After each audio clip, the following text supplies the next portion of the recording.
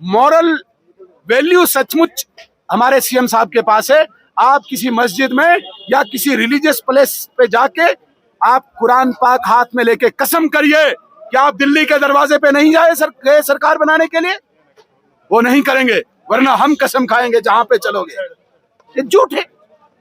दोहरे चेहरे, दो चरित्र कैसे कहते हैं? यहाँ के वजीर आला साहब, यहाँ के वजीर आला साहब जो रोज स्टेजेस पे चढ़ के कहते हैं कि बिजली पानी को छोड़ दीजिए, सड़क स्कूल को छोड़ दीजिए, अस्पताल राशन को छोड़ दीजिए, राशन को छोड़ दीजिए, आप वोट बीजेपी को रोकने के लिए दीजिए।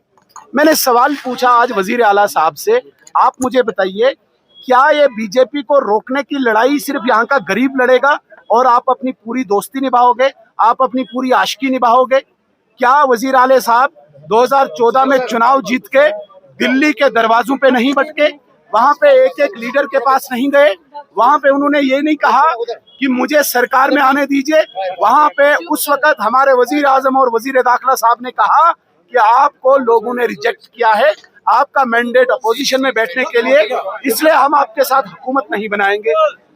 वजीर आला साहब का मुंह लाल पीला होके वो वापस आए।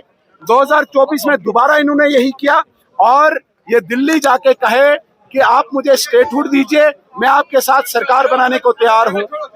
वहां पे फिर कहा गया कि नहीं, हम सरकार में नहीं आएंगे, हम अपोजिशन में, हमें मैंडेट मिला है बैठने का, हम अपोजिशन में जाएंगे।